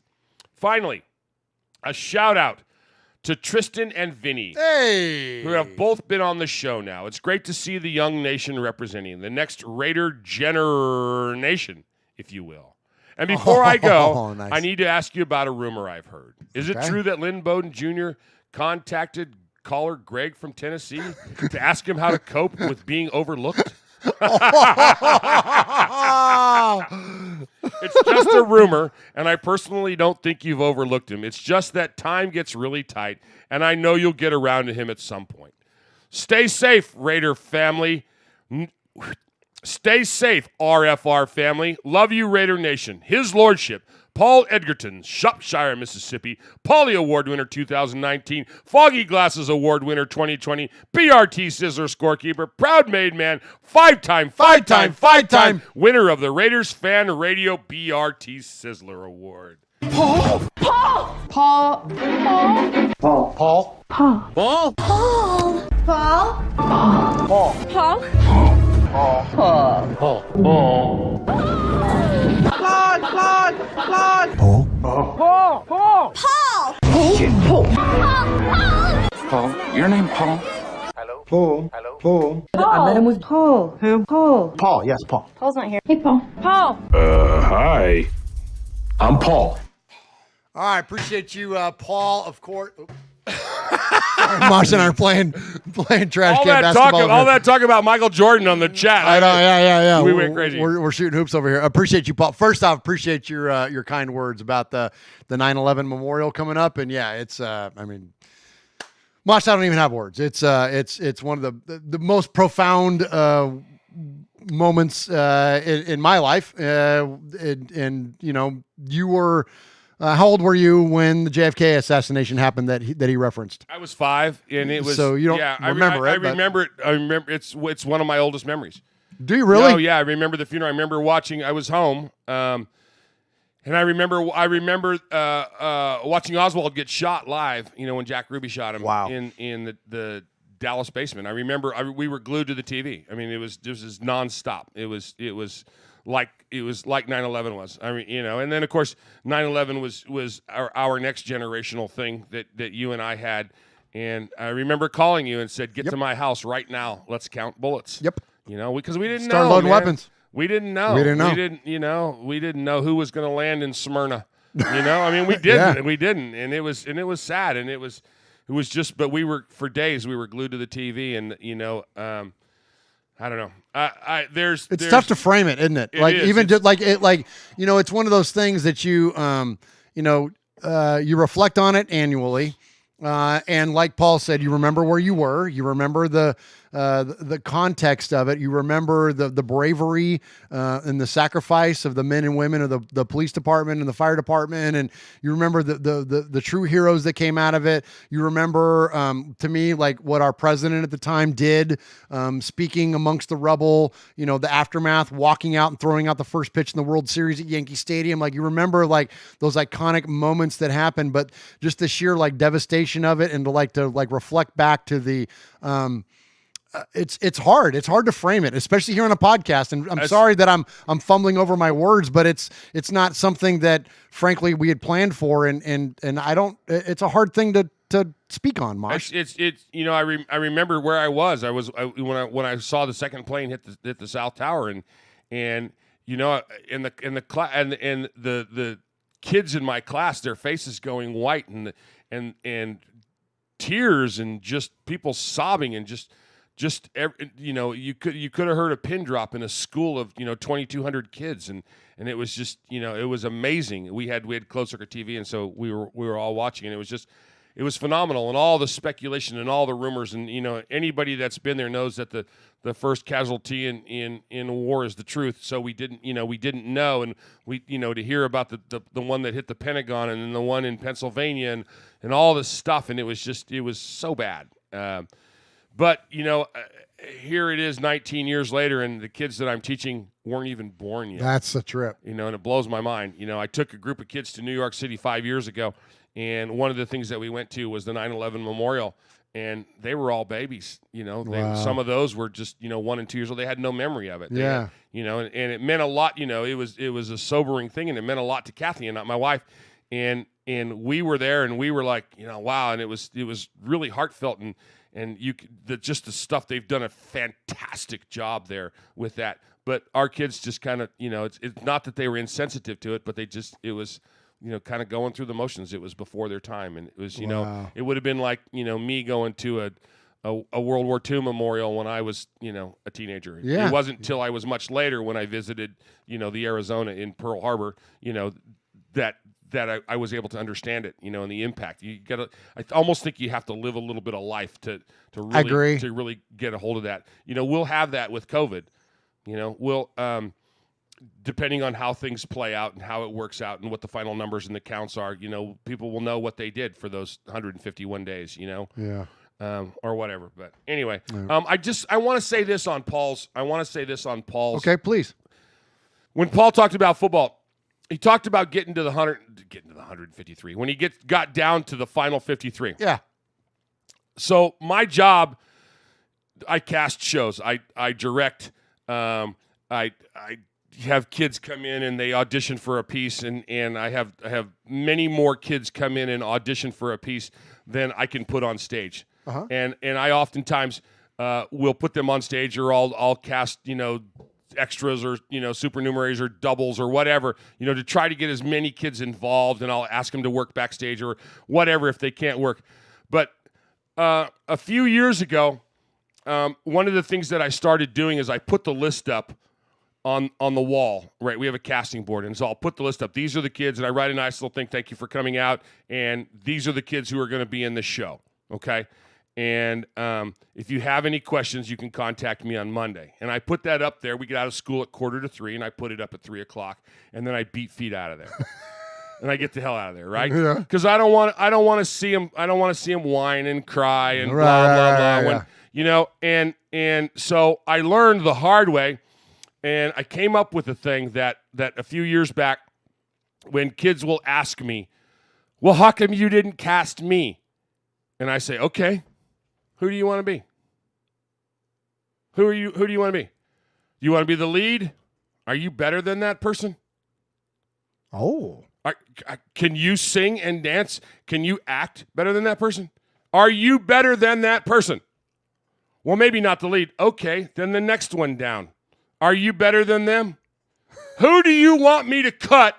Because I'll call them right now and cut them and put you in their role. You just tell me who you want to cut." Oh, I love it. It works with this. Cut Hunter Renfrow. Cut Hunter Renfrow and put Bowden, or put anybody else that's been released. Who are you better than?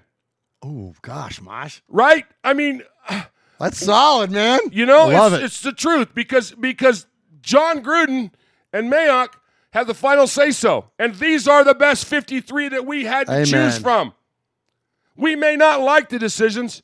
Those dads and moms and brothers and sisters and all the people that send me emails and call my boss and ask for my job, and because little Tommy White Trash didn't get the lead and Tom Sawyer, sorry. Oh my gosh. I'm sorry. It's a good thing you didn't ask Jeff that question. Well, Jeff because he just said, "Who are you going to cut?" And he just said, "Well."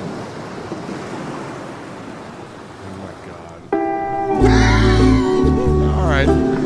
Mosh, we got to get on to the voicemail.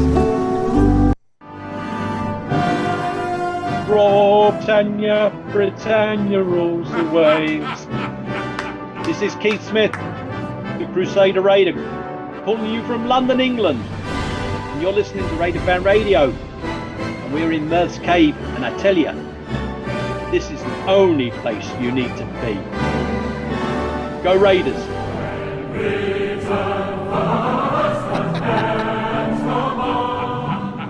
Oh my gosh. All right, so appreciate all of you that emailed the show, and we're going to get to the voicemails right now. Real quick, Paul mentioned something about Greg, Mosh. We really should make Greg, but we're 127 into the show. We don't have time. We got to get to the voicemails. All right, so we always kick off the voicemails with Capo. He is the leader of the Made Men and the Made Women. He is Aaron the Q-Dog Raider. You can become a Made Man or a Made Woman by not only emailing us an indefinite amount of times, but you can call the show at 909-345-3346. That's 909-345-3346. Leave us a message, and we'll play it on the show. And if we do it 3 times, you become a Made Man. And so let's go to the captain and hear him, the capo, Aaron the Q-Dog Raider. Greetings, it's Aaron the Q-Dog Raider coming from the great state of Texas. Greetings, nation.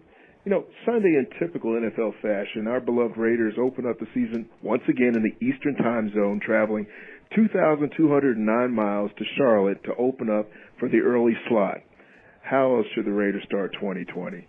You know, Clint Davis of Delight.com ranked all 32 running backs in the league. Josh Jacobs came in at number 4, only behind number 3 Ezekiel Elliott, number 2 Christian McCaffrey, who we will defeat on Sunday, and number 1 Derrick Henry.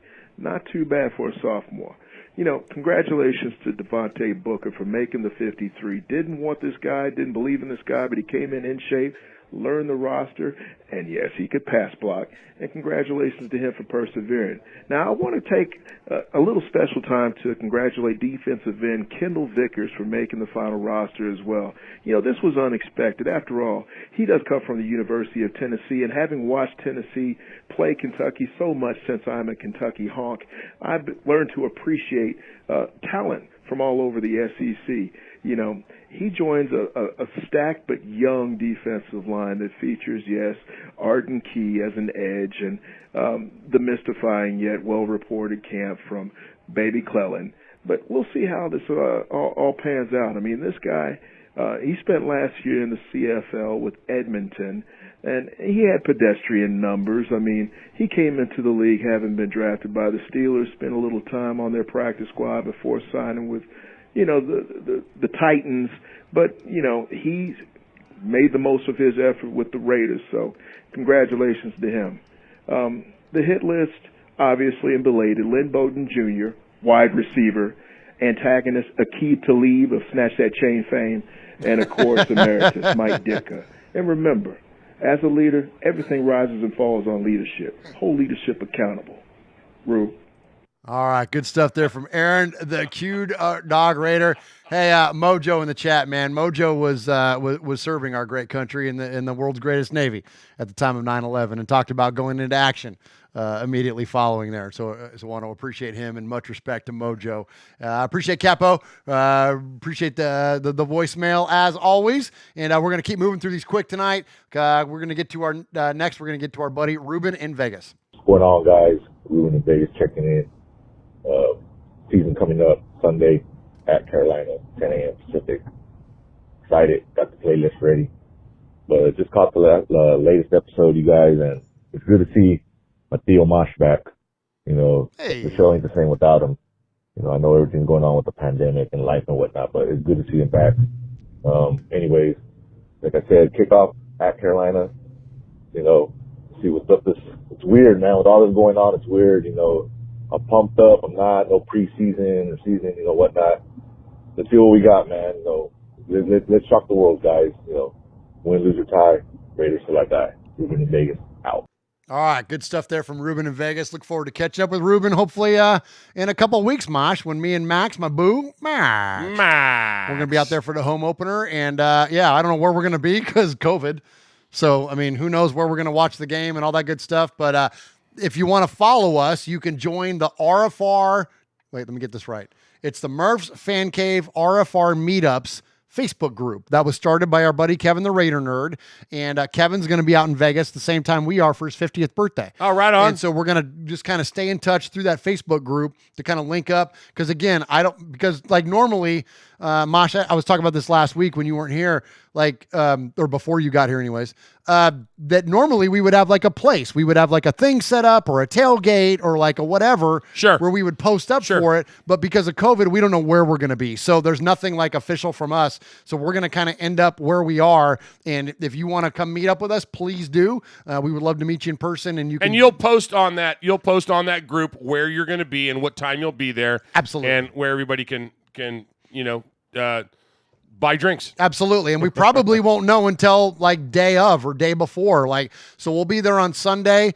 We know that Cody and I are going to do a show on that Monday before the game.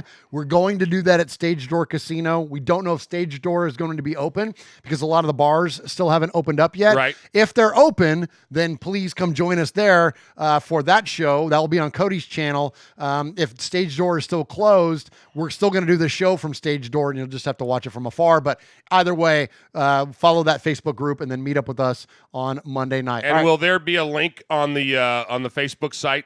Great idea. On how to get to Cody's channel? Yes, great idea. Perfect. Yep, perfect. Thank you, Mosh. Great idea. All right, next up, let's hit Ty Raider. Ta-da!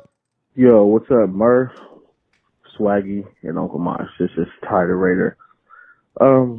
He says I it wrong. sent an email already regarding the Lynn Bowden situation, and I kind of just wanted to kind of clarify some stuff. Yeah, I know I had said some stuff about his character issues and, like the whole situation that he had at his grandmother's house. Could have been or could not have been the case. I know the Raiders has kept it very classy, very classy. Hasn't said nothing about it. But hey, it is what it is. All I can say is, yeah, it's a little sketchy, I think it's a little sketchy. And it is what it is. I feel like the Raiders did the right thing.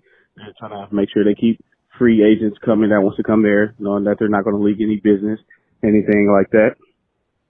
Don't embarrass the family. Regarding the Aaron Hernandez situation, I know that could be kind of taken a little bit out of context, but not in that type of way. But as in, if you watch the documentary, you can see that he clearly wanted out of New England, but they kept him because of his talent, and which caused a whole lot of stuff that pretty much that he was party in already or not. Which I'm saying is, we just never know what's really going on. And you also have to give the Raiders props for, let's just say, okay, if it doesn't work out, it doesn't work. There's no point in keeping him on the roster, try to fight for a wide receiver position that he's not going to get. He's not going to win that. Bingo. Let's get that straight. That's what I said. Yep. But to also not hinder his career. They could be, hey, we're going to keep him here to develop him even though it's not going to work. Okay, we'll move on. Ship him out. Give him at least a chance to go somewhere where he has a chance to make a spot, which is at wide receiver at his natural position. So, hey, everybody kind of chill out about it. We got some football coming up. Not too happy about seeing the Texans and Chiefs, but I'm just happy that it's some football. So let's just say, go Houston for this sake. And shout out to Mojo. Sitting here at work, seeing a nice little coyote. I don't trust him in packs, but hope that little coyote just goes on his way. All right, well, I'm going to get out of here. Tyler Raider, signing out. I love Tyler. Was he calling from the bathtub? He was like when iPads called us from the pool that one day. We could hear the water sloshing around. Yeah. All right, appreciate you, Tyler Raider. Ta-da, Raider. All right, next up, Mosh. My man. Oh, we haven't heard from you. I have missed this guy. It's been a hot minute. Did you hear that? Yeah, I didn't hear nothing because I replaced my 9-volt battery in my smoky sensors. Ladies and gentlemen, you know the city and you know the color. It is Raider Beto, a.k.a. 9-volt. I'm back after like a year of not calling. Sorry about that, guys, but, as a college student, I got to get my homework done, and I can't procrastinate because I've not procrastinated in about a year, so I'm very proud of myself with that. So, Mosh respects anyway, that. I'm not forgotten about the Raiders. Still repping even when the off season was up. But in a couple days, we're gonna go against the Panthers, and I'm very excited to see how the Las Vegas Raiders are gonna play this year. He's in the bathtub as well. But anyway, I'm excited to see what's going on. Was Derek Carr gonna get replaced by Mariota? I don't know. Is Derek Carr gonna be better? Hopefully, we shall see. This season's coming up. After last season, I take your mask off. off. A little, 8-8, kind of going above that mark, trying to win one more game, see how we come off. Hope everyone's doing good. Murph, Uncle Mosh, Swaggy Jeff, and all your guys' family staying safe during these times. And I'm trying to survive this heat wave that's been hitting LA. and more wildfires. But it's California things. You guys know. You guys listen to the Bay. Oh yeah, the Bay. What? Go Raiders.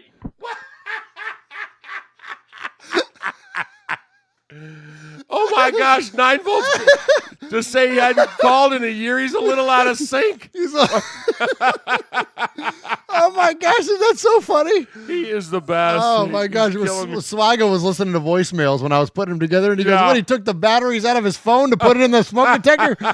Oh my gosh, too funny. Anyways, we appreciate you, Beto. I love it. Aaron, the Q-Dog Raider says, "We know the city. Batteries sold separately."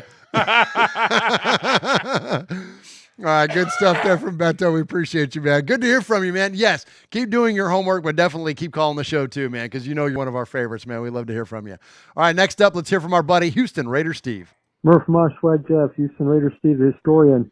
We've always heard about the fight between Muhammad Ali and Lyle Alzado. Oh, you're going to love this, too, by the way. As much of a fan of this era and these fighters. Yeah, check this out, Mosh. Actually, he wasn't the first Raider to fight Ali. Unfortunately, or just recently, at the age of 82, Charlie Powell died. He was the brother of Art Powell. He was a defensive end from San Diego High School, and he was a boxer. He was just a great boxer and everything. He fought Muhammad Ali on January 24th, 1963 in Pittsburgh.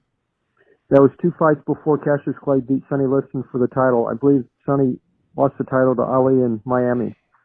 Charlie was knocked out in the 3rd round to Ali, and he also fought the legendary fighter Floyd Patterson on December 12, 1964 in Puerto Rico. And that was 2 fights after Patterson lost his belt to Sonny Liston. And Art Powell said that about his brother, most people went to their jobs after off-season, and Charlie boxed.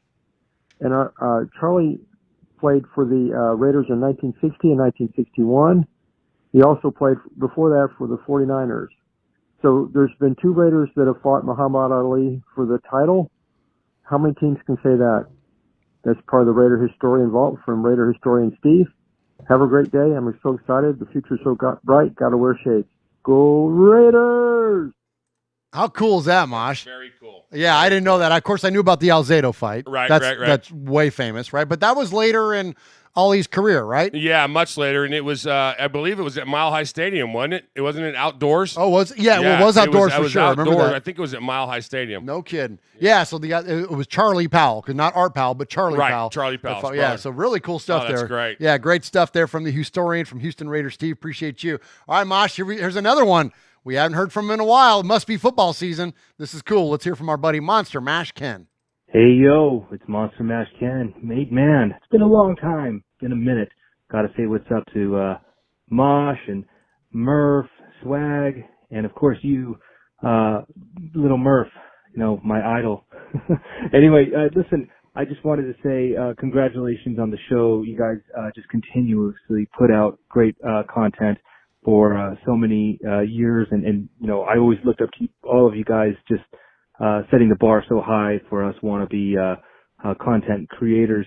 But and the reason why I'm calling is, I just really optimistic about this season. I think you guys really share that optimism. A lot of good things to be happy about. Raider Nation is always so critical, but just sit back and enjoy it. We wait, 7 months just to watch our team play. Have faith in the quarterback, Derek Carr. Have faith in the defense and Gruden and Mayock, and I have faith. And I think these guys are going to really make some noise. They might not do things as we want them to do, but they're going to do things the way the Raiders are going to do it, and I support it. Whether they go 3-13 or 16-0 or somewhere in between, I'm always going to be a diehard Raider. And just thanks so much for always putting out great content, as I said. And good luck on the season, and look forward to hearing everything else. Take care, guys. All right, appreciate Monster Mash Ken, man. Thank you for the kind words, man. That's very, very kind. And yeah, we got a chance to meet Monster Mash Ken in person, Mosh, at the draft a couple years ago, and spent some time with him. We kind of had a little bit of a podcast brain trust with him and Capo and whatnot, and it was a good time. And, well, you and Monster Mash did. Capo and I were eating because it was a buffet. We were at BB King's, man, and it was that brunch. It was BB amazing. King. Oh my gosh, that was so good. Yeah, and meanwhile, yeah, Ken and I over there talking about podcasting. But anyways, appreciate you, Ken, for that. And yeah, man, I think those are pretty, if I might call it sage words of advice there. Enjoy the season, man. Like, let's not get caught up in the minutia of things. You know what I mean? Like, as much as we've talked about, Bowden is a hot topic, Derek Carr is a hot topic, all those things. Like, let's just enjoy the fact that we got Raider football, we got NFL football amongst a pandemic starting on Thursday, and we got Raider football starting at noon, our time at least. Look, Murph, on Sunday. Yes, sir. Nobody listening to this stupid little podcast coming from your bonus room is going to trade in their jerseys. Nobody's going to do it because we go 3-13. Oh no! If you're listening to this show, you're listening to this show. You're not going to. God forbid that should happen. If you do, you're at the wrong chat room. Yeah. No, I mean us going 3-13. That's not going to happen. Oh. But what I'm saying is, if it did, nobody listening to us is going to trade in and for what the two-tone blue of the Titans. No. What? Or become a Niner fan. There was a guy on Twitter this week that was like, "Oh, I was always kind of a Raider fan and a Niner fan, and after the Raiders left, now I've decided I'm just a full-blown Niner fan." No, he wasn't. No, he wasn't. He's lying. He was never a Raider fan. Aim it. He was never a Raider fan. Thank you. That's what I said. And as much as I love what Houston Raiders Steve said, Ali only fought one Raider. Really? It wasn't Lyle Alzado. Oh, because he was a Bronco at the time? No, he was a Raider. But what I'm saying is because you don't. Yeah. I can't do it. Because you don't acknowledge it. Because Lyle Alzado was on the Donkeys in 1978, 1970. It was 1978 when it happened. When they played 78 was the Super Bowl 77. 77 season. Anyways. When they played Dallas, and it was the one and only time in my entire life I bet on the Broncos. I was stationed at Lowry Field in Denver, and I bet on them, and I lost my tail. And Lyle Alzado was one of them. And then he goes and trades in his nasty orange for silver and black. He was a Bronco. He was a Bronco in a Raider uniform. Sorry. He's no Darth Raider. Sorry. Hey, you call it as it was, man. All right, Mosh. Moving right along. All right, we got two more to get to. Let's hit the man I mentioned earlier. We call him the Ron the Wrench. He is Ron the Materator. He's the guy that moderates the chat room each and every week. Let's check in with our buddy Ron. Hey, Murph, Mosh, and Swag, and a disembodied Sonny. Hey, Ron is the only one, too, by the way, that's ever flushed a toilet on this show. Oh my gosh! The first voicemail we ever got from him was him flushing a toilet. He was channeling his inner Archie Bunker. Yeah. What's up? Want to offer some positivity for this season because there's a lot of negativity out there right now. So thought maybe we could have some positive vibes going into this season. A lot of people are saying, man, the schedule's so brutal up front, and it is tough schedule up front, but I think that really favors us because our team is so young. So if you look at guys like A.J. Brown last year and Hunter Renfrow, they took a while to really figure things out. So why not get those games that are hard out of the way first when those guys are at their worst anyway? And then later on, we can hopefully have our feet under us with the defense and the young players and play the teams that we have a better chance of beating when we're at our best. So I think that might actually favor us having a little bit of front-loaded difficulty in the schedule. The other thing is a lot of hair on fire about the cuts and people that have been cut, and I think this is the first time in a while that we've seen talented players leaving. So people are kind of knee-jerk reaction of, man, that guy's really talented. Why'd they cut him? Well, we have more talent in front of them for the first time in quite some time. So when we see our guys leaving and getting picked up by other teams, we shouldn't panic about that. We should be really happy about that because that means our roster's finally getting a little deeper than it has been in a long time. And the last thing is that I think we have to trust Gruden because he should be able to get the best out of the group that we have. And he and Mayock have handpicked these guys. So he has no excuse, just like Carr has no excuse to not do better this year. Chris Sims always talks about Belichick, and he says Belichick, the coach, saves Belichick, the GM, a lot of times because he's able to do more with less. And I think to earn your money in the NFL, like Gruden he should be able to do more with this roster. than he has in the past, and I think he's been heading in the right direction. So I'm pretty excited about the season. There's also an extra playoff spot that gives us an extra chance to sneak in there. So hope all is well with everybody. Have a good day.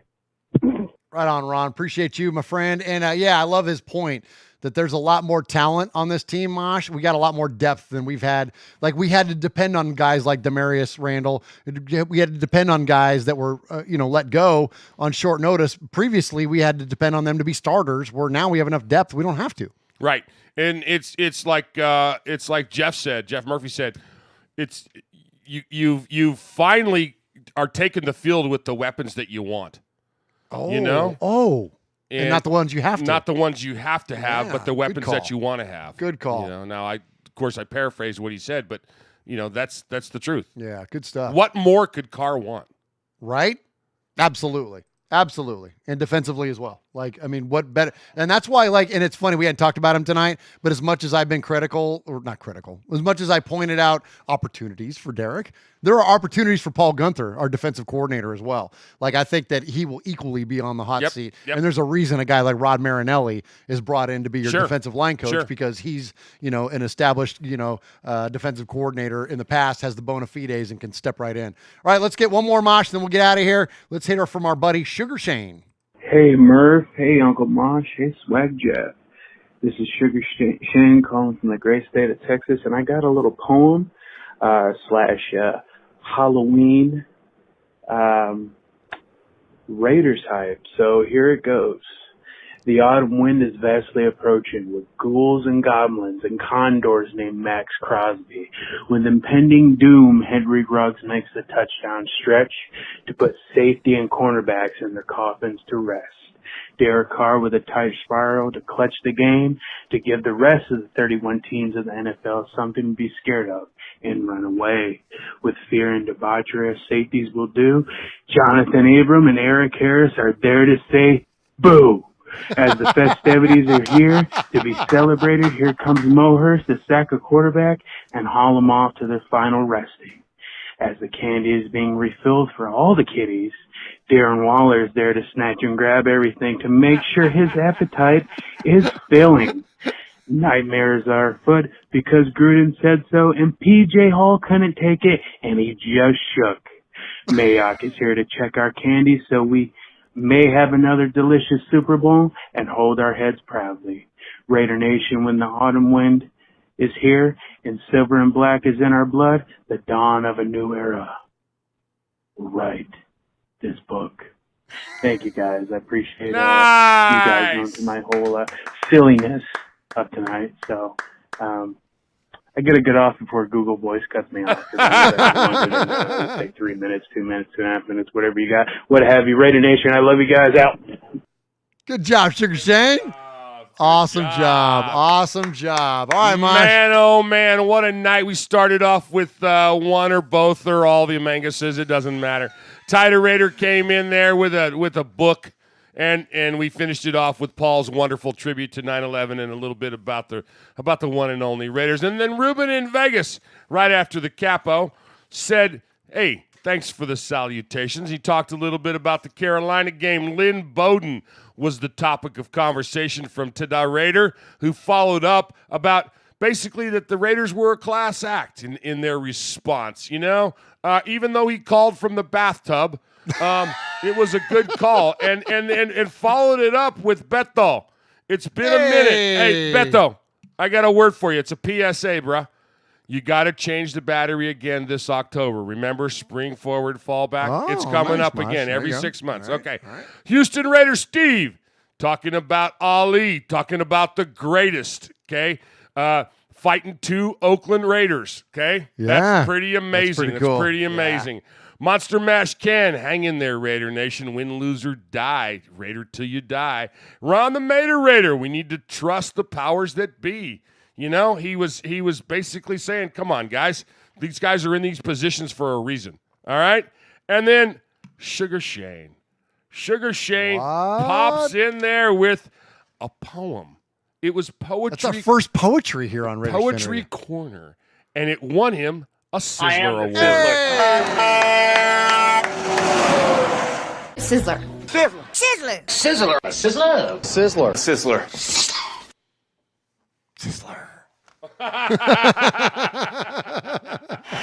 We are Metallica, and we are here for your Oakland Raiders!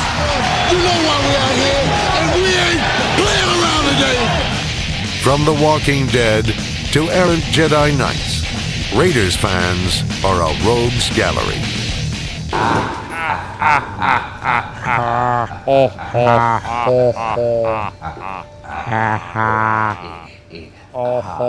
Agalore.